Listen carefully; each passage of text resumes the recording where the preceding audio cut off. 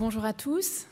Je suis ravie de vous retrouver aujourd'hui pour cette séquence dédiée aux enseignements à tirer des décisions rendues par la Commission des sanctions en 2024 et des transactions homologuées.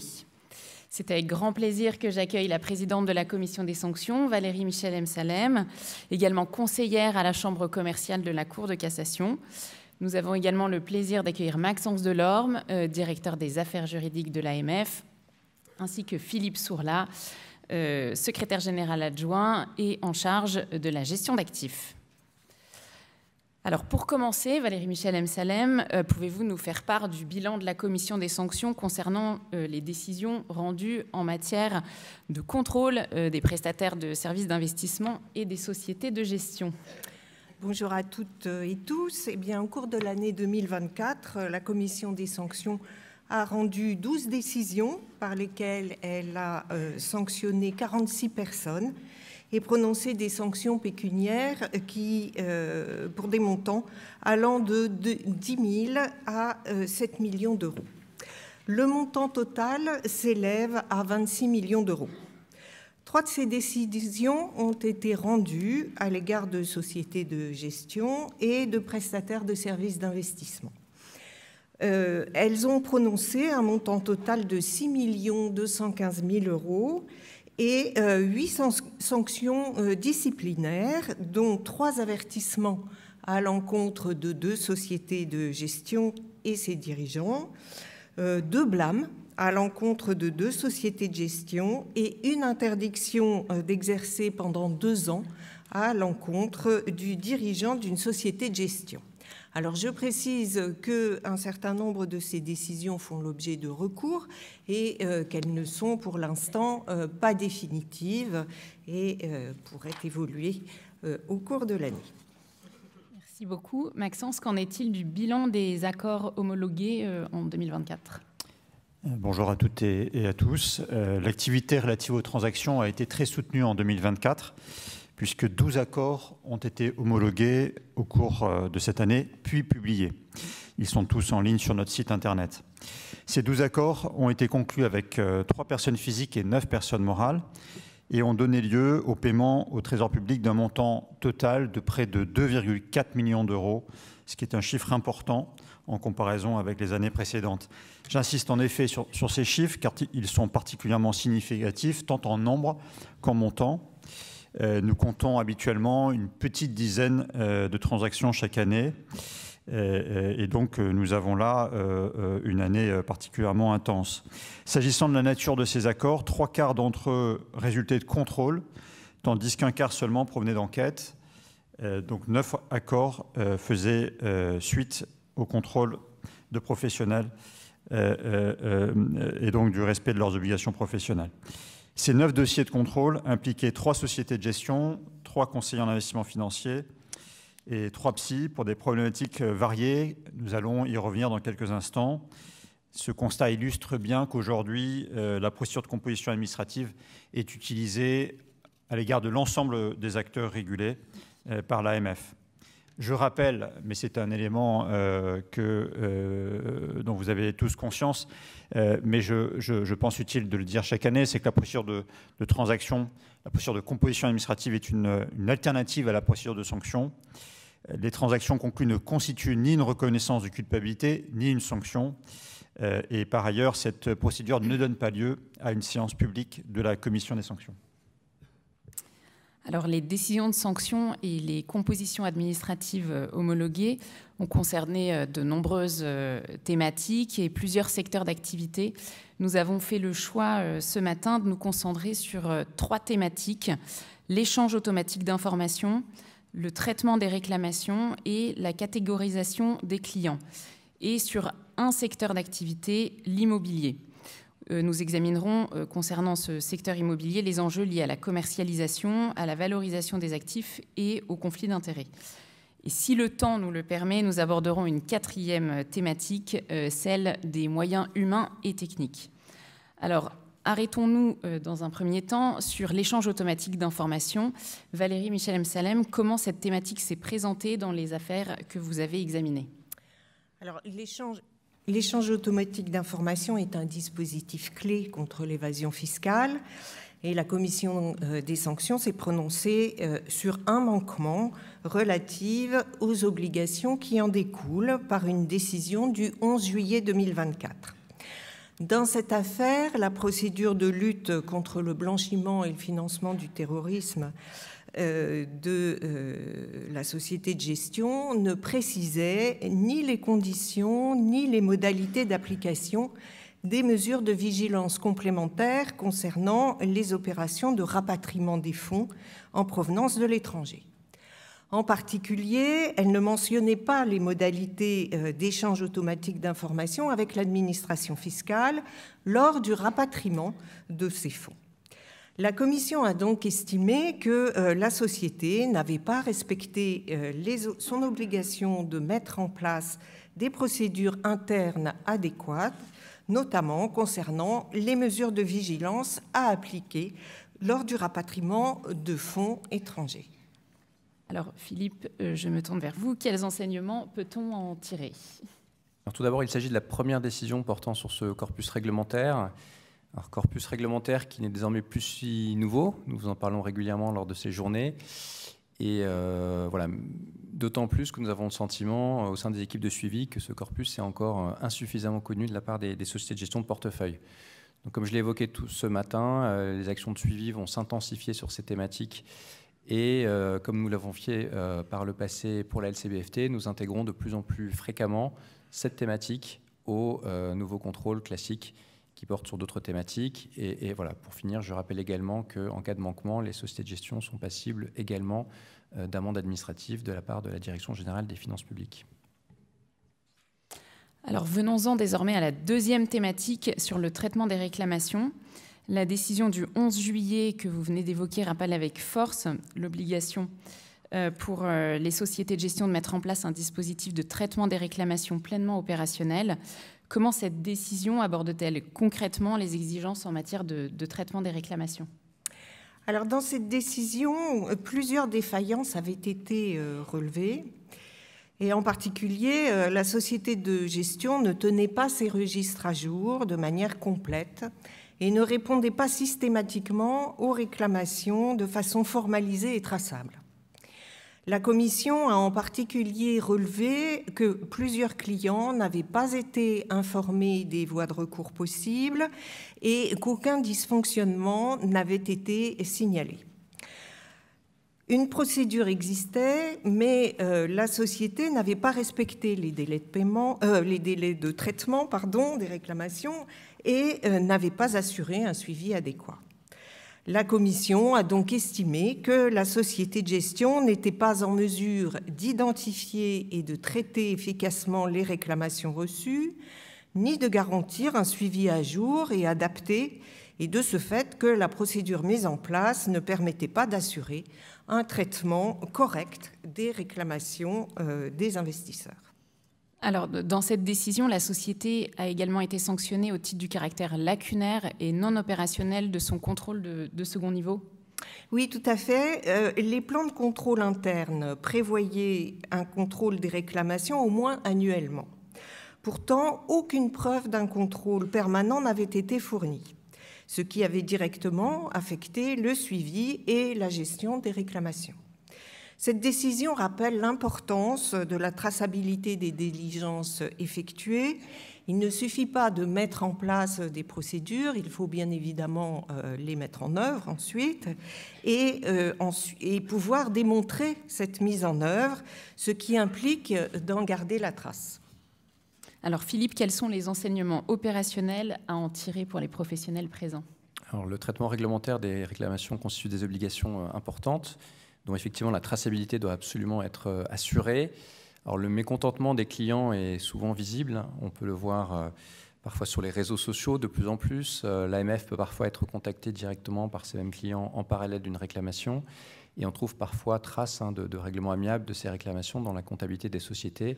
Donc, dans tous ces cas, il est absolument indispensable que la société de gestion, interrogée sur des situations individuelles de ce type, soit en mesure de justifier du correct traitement de ces réclamations. Alors, avant d'aborder la troisième thématique, nous allons lancer un sondage. Vous allez voir apparaître un QR code voilà, pour participer à ce sondage. Merci. Abordons donc à présent cette troisième thématique, le dispositif de changement de catégorisation des clients. Donc, ce thème a été traité dans un accord de composition administrative homologué. Que pouvez-vous nous en dire, Maxence ? Oui, en effet, c'est un accord du 2 juillet 2024. Cet accord a mis en lumière plusieurs insuffisances dans le dispositif de changement de catégorisation des clients mis en place, en l'occurrence, au sein d'une entreprise d'investissement. Je rappelle à cet égard que la directive MIF 2 permet sous condition aux clients non professionnels de changer de catégorie et d'être considérés comme des clients professionnels. Ce changement leur donne accès à des gammes de produits qui ne sont pas autorisés aux non professionnels. En revanche, ce changement les prive de nombreuses protections. Et c'est pour cette raison que la réglementation prévoit le respect de conditions strictes, notamment une évaluation rigoureuse des connaissances, de l'expérience et de la compétence du client dans la prise de décision d'investissement. L'objectif est de s'assurer que celui-ci est en mesure d'apprécier les risques associés aux instruments financiers qu'il pourrait acquérir dans ce cadre. Or, c'est précisément ce dispositif qui s'est révélé défaillant dans le dossier de composition dont il est question. D'abord parce que ce processus d'évaluation reposait essentiellement sur l'auto-certification du client, sans véritable évaluation préalable par l'entreprise d'investissement elle-même. Concrètement, le client pouvait demander son surclassement, reconnaître les risques et renoncer à une partie de sa protection en une seule étape, sans contrôle en amont. De plus, jusqu'au 21 décembre 2022, il n'était pas tenu de formaliser cette renonciation dans un document distinct du contrat, confirmant qu'il était conscient de sa renonciation à la protection de son statut de non professionnel. Enfin, c'est le dernier point que je soulignerai, la société ne disposait pas d'un dispositif de contrôle interne suffisant pour détecter et corriger ces différentes lacunes. Alors, cette thématique du respect en matière de catégorisation, de respect des obligations, en matière de catégorisation des clients a également été traitée dans une décision de la Commission des sanctions, celle du 4 novembre 2024. Pouvez-vous nous en présenter les apports ? Alors, je vous invite à lire cette décision, même si elle est très très longue, mais elle concerne de nombreuses pratiques, de nombreux manquements, et de ce fait, elle est riche d'enseignements pour les professionnels. Dans cette affaire, la Commission a, comme vous l'avez indiqué, caractérisé un manquement d'une société de gestion de portefeuille concernant l'obligation de catégorisation des clients à l'occasion de la commercialisation d'un fonds commun de titrisation. La Commission a précisé que les dispositions imposant la catégorisation des clients étaient applicables à la société de gestion dès lors qu'à l'occasion de la commercialisation du fonds, cette société fournissait le service de réception-transmission d'ordre. Alors il faut en tirer... cette décision fait l'objet d'un recours, mais à mon sens, il faut en tirer d'ores et déjà l'enseignement qu'à partir du moment où ce service est rendu, la catégorisation des clients s'impose. Alors Philippe, quelles sont les incidences pratiques ? Alors la bonne catégorisation des clients est un prérequis clé, comme cela a bien été expliqué pour la commercialisation.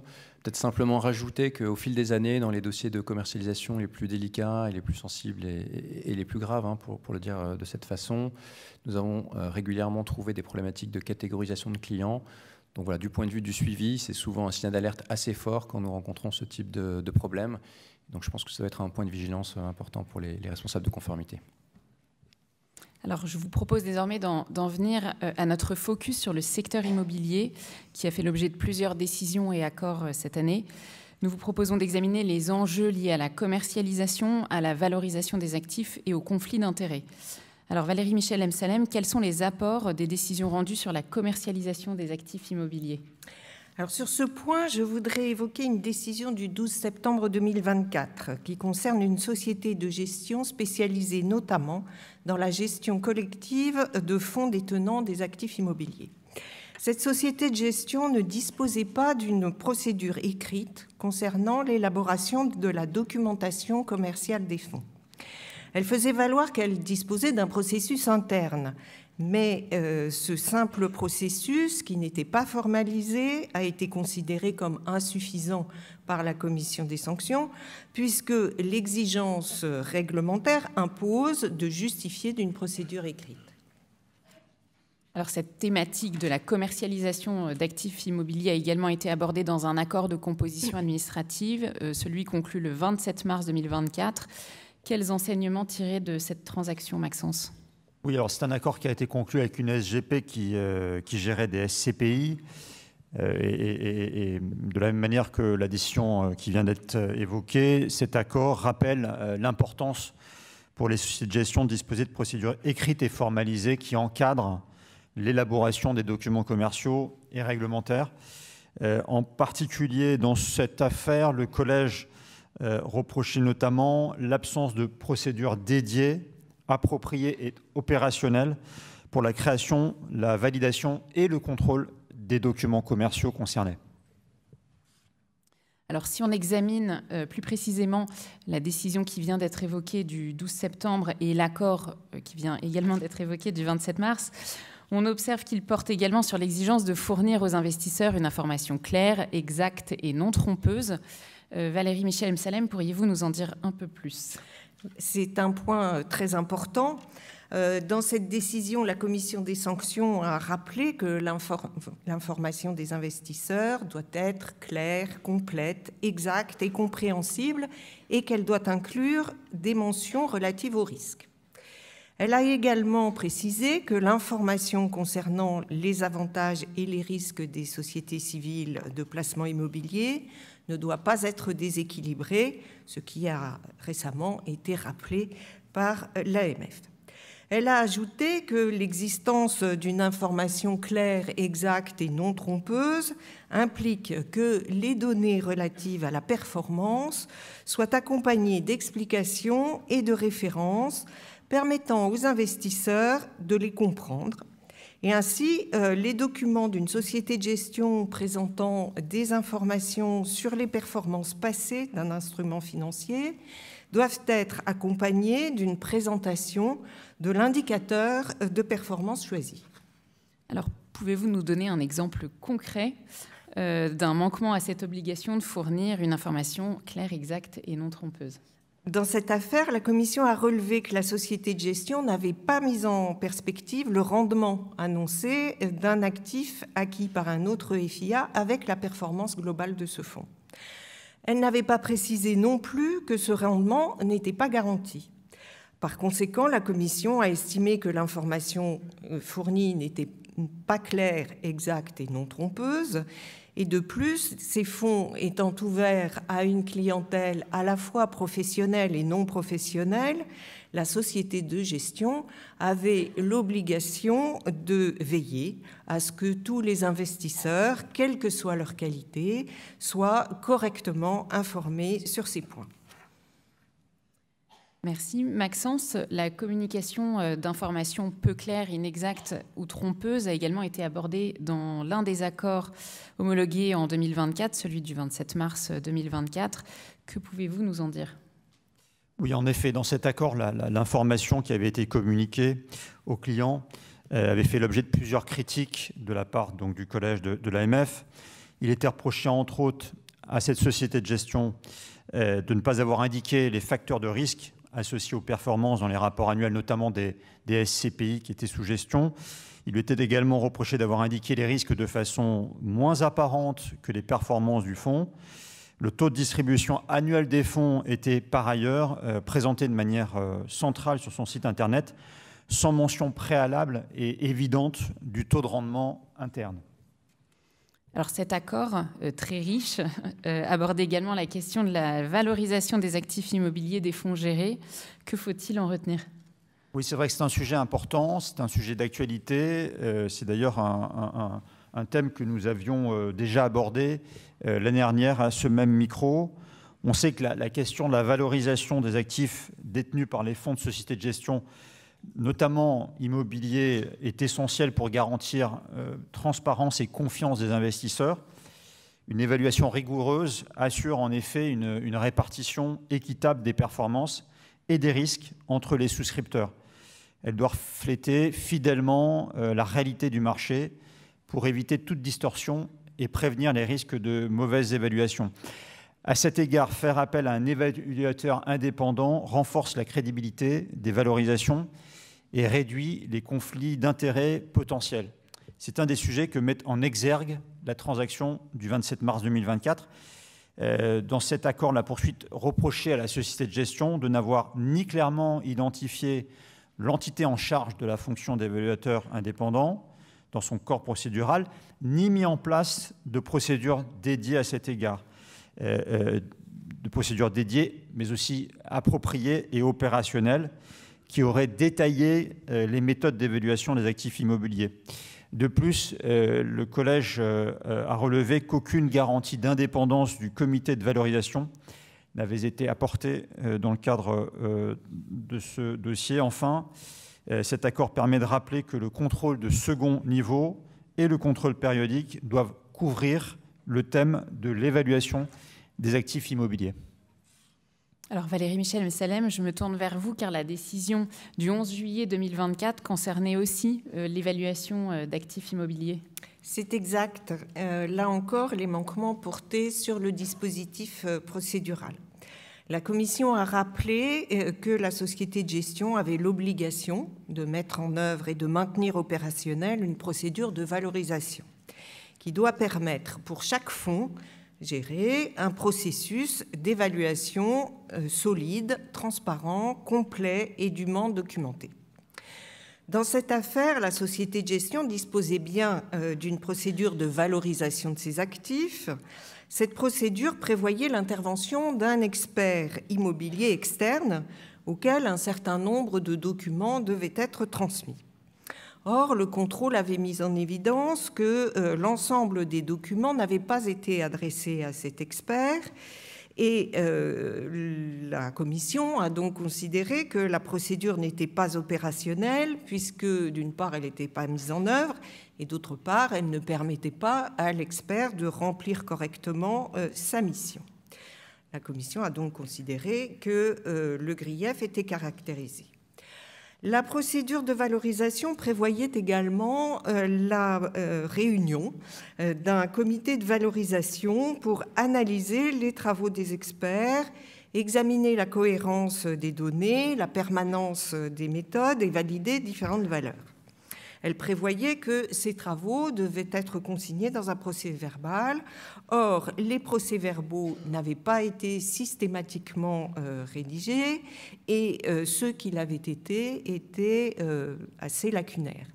Là encore, la procédure n'était pas opérationnelle et ne permettait pas de justifier d'un processus de valorisation solide, transparent, complet et documenté. Alors Philippe, que faut-il en retenir pour les responsables de la conformité ? Alors, s'agissant de la valorisation des fonds immobiliers, tout d'abord, Maxence l'a rappelé, nous avions déjà beaucoup parlé de cette thématique l'année dernière.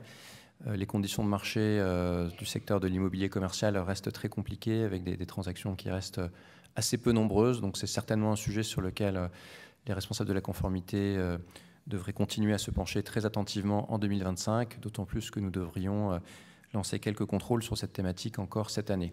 S'agissant de la commercialisation et du discours commercial, Didier l'a évoqué tout à l'heure, nous avons fait un certain nombre de rappels à l'ordre public sur cette question. Nous avons le sentiment que les conditions de marché compliquées, une concurrence peut-être un peu exacerbée par ces conditions de marché, expliquent une dégradation de la qualité de l'information que nous avons constatée ces derniers mois. Donc nous avons le sentiment que là aussi que des efforts particuliers doivent être faits sur cette question importante. Alors un autre sujet récurrent dans les affaires rendues dans le secteur immobilier, c'est la gestion des conflits d'intérêts. Et je crois que nous allons évoquer de nouveau la décision du 11 juillet 2024. Oui, c'est une décision qui concerne de nombreuses obligations professionnelles et celle-ci aussi est riche d'enseignements et peut être lue avec profit pour les professionnels. La société de gestion a effectivement été sanctionnée en raison des carences de son dispositif d'identification et de gestion des conflits d'intérêts. Plus précisément, cette société de gestion avait recours à des prestataires dont certains étaient des prestataires intragroupes. Or, elle n'avait pas défini de méthode de sélection et d'évaluation du niveau de performance des prestataires auxquels elle avait recours. Évidemment, en l'absence d'une telle procédure, la société de gestion n'était pas en mesure de garantir que la sélection de ces prestataires était effectuée dans l'intérêt des investisseurs. Et la Commission a donc considéré que le dispositif de gestion des conflits d'intérêts n'était pas adéquat. Alors, des insuffisances dans la gestion des conflits d'intérêts dans le cadre de l'affectation des investissements entre fonds gérés ont également été relevées dans la décision du 12 septembre 2024. Pourriez-vous nous en parler ? Cette décision du 12 septembre 2024 est intéressante aussi parce qu'elle apporte un éclairage sur un point nouveau. La Commission a rappelé que la décision d'affecter un actif à l'un ou l'autre de deux fonds gérés par une même société de gestion constitue en soi un conflit d'intérêts potentiel sans qu'il soit nécessaire d'identifier un autre conflit lié, par exemple, à la proximité de l'un de ces fonds avec la société de gestion elle-même. Il est donc essentiel de détailler le processus d'allocation des actifs immobiliers et surtout de pouvoir prouver son existence et son application, bien entendu.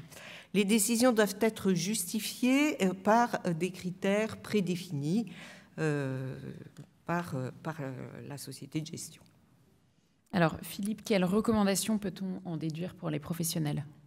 Peut-être un mot sur un aspect un peu périphérique d'un de ces dossiers qui était la requalification dans des véhicules en autre FIA, pour souligner que nous avons constaté un développement très rapide de ces véhicules, notamment via la commercialisation d'assurance vie, et que c'est un point d'attention particulier pour nous.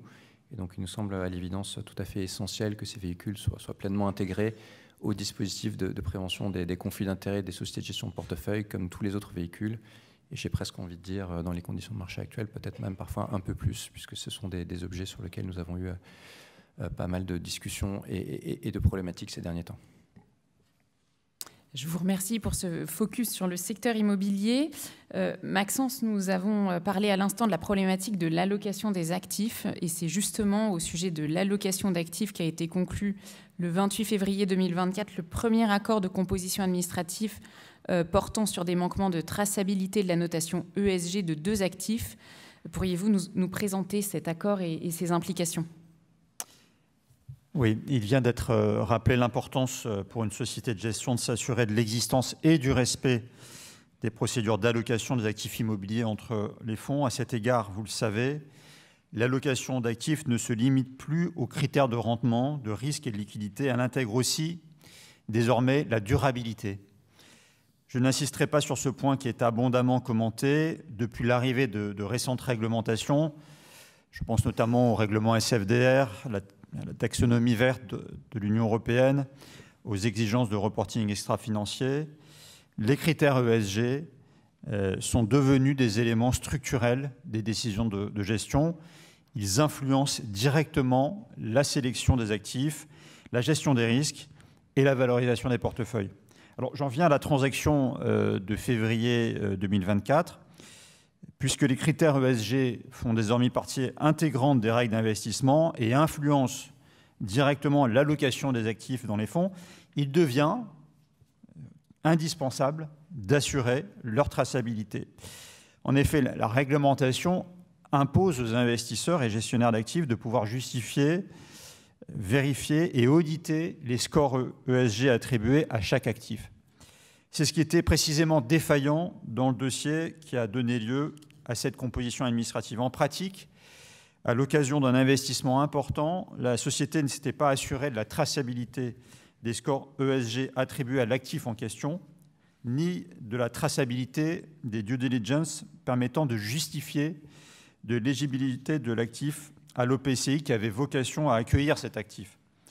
En outre, la justification de l'allocation de ce bien à ce fonds n'était pas suffisamment motivée par des éléments probants.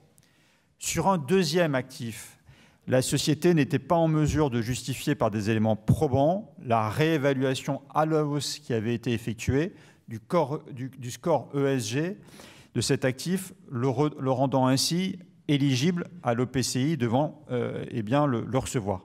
Là encore, la traçabilité des diligences accomplies était également manquante.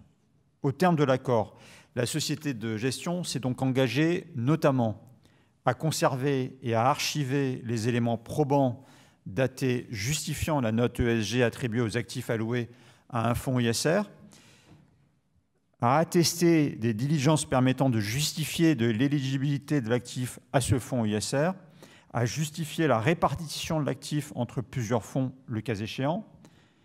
Enfin, cette société s'est engagée à conserver la preuve que les éléments probants évoqués ont été soumis au comité d'investissement avant la prise de décision d'investissement et d'allocation des actifs à un ou à plusieurs fonds ISR. Et enfin, elle s'est également engagée à indiquer les éléments pris en compte par le comité d'investissement pour motiver les décisions d'investissement et d'allocation. Merci Maxence. Philippe, quelles recommandations peut-on en déduire pour les professionnels ? Alors, il s'agit de la première composition administrative portant sur la question de la prise en compte des caractéristiques extra-financières. Après de nombreuses années de pédagogie sur la question et plusieurs contrôles spot, nous avons le sentiment que désormais les équipes de suivi ont vocation à transmettre aux équipes de contrôle les problématiques identifiées en la matière. J'ai envie de dire tout particulièrement pour ce qui concerne la question, on va dire, historique et qui dépend moins des débats d'interprétation de la réglementation européenne actuelle, qui est le respect des engagements contractuels et la mise en œuvre efficace des règles internes de l'entreprise. Merci beaucoup. Nous avons les résultats du sondage que je vais vous partager. Donc, d'abord, sur la lecture des décisions de la commission des sanctions, 27% des 442 votants indiquent avoir une lecture systématique des décisions de la commission des sanctions, 54% une lecture fréquente et 19% une lecture occasionnelle. Aucun répondant indique ne pas les lire, ce qui est une bonne nouvelle. S'agissant des accords de composition administrative, 21% ont une lecture systématique, 48% une lecture fréquente et 29% une lecture occasionnelle. Cette fois, 2% indiquent ne pas les lire. Il nous reste encore un petit peu de temps pour la toute dernière thématique que je vous annonçais, celle concernant l'insuffisance des moyens humains et techniques. Valérie Michel-Msalem, quels sont les enseignements à tirer de la décision du 4 novembre 2024 qui abordait également ce sujet ? Dans ce dossier, le collège de l'AMF, qui est, je le rappelle, l'autorité de poursuite, reprochait à la société de gestion du fonds commun de titrisation une insuffisance de ses moyens humains et techniques. La Commission a écarté le grief relatif aux moyens humains dans la mesure où elle a estimé que la preuve n'était pas constituée pour ce manquement. Mais en revanche, elle a estimé que le manquement concernant l'insuffisance des moyens techniques était caractérisé pendant une période de 3 ans. Elle s'est fondée à ce sujet sur les audits internes et les diagnostics de la société qui mettaient en évidence une architecture informatique obsolète et inadaptée et une gestion défaillante des systèmes d'information ainsi que de l'infrastructure. Elle s'est également fondée sur la cartographie des risques qui avait mis en évidence des risques majeurs liés à l'insuffisance des moyens informatiques et à la mauvaise sécurisation des outils classés à un niveau de risque critique. En outre, la Commission a considéré que le plan d'action établi par la société était insuffisant et surtout que la société ne justifiait pas l'avoir mise en œuvre. Elle a donc conclu que cette société avait manqué à son obligation de mettre à disposition les moyens techniques adaptés et suffisants à l'exercice de son activité. Cette décision illustre l'importance de documenter rigoureusement les actions correctrices et de s'assurer que les audits et les cartographies des risques sont bien suivis des faits. Alors, cette thématique des moyens humains et techniques a également été abordée dans un accord de composition administrative. Maxence, pouvez-vous nous en dire quelques mots? Oui, dans l'accord transactionnel qui a été conclu le 10 juillet 2024, le collège reprochait à la société de gestion visée par ce dossier de ne pas avoir respecté ses engagements pris lors de l'agrément concernant précisément ses moyens techniques. En effet, la société de gestion utilisait des logiciels et des outils informatiques dont elle devait avoir la pleine propriété conformément à son programme d'activité. Or, le contrôle avait permis de mettre en lumière que certains de ces outils étaient en réalité la propriété de sociétés tierces contrôlées par des dirigeants ou des gérants de la société de gestion. Au terme de l'accord, la société de gestion s'est donc engagée à rapatrier, en quelque sorte, plus précisément à acquérir l'intégralité des outils nécessaires à ces missions. Le collège faisait également grief à la société de gestion de ne pas avoir mis à disposition des moyens humains suffisants et adaptés pour les activités de gestion. La société de gestion ne s'était pas assurée, en effet, de garantir une continuité de ses activités de gestion pour 2 fonds en ne désignant pas de gérants suppléants.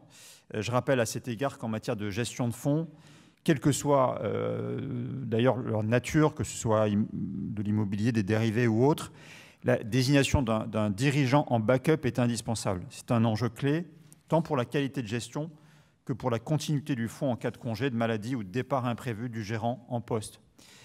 De plus, le président de la société de gestion gérait à la fois un fonds et un mandat de gestion, tout en occupant le poste de RCCI simultanément.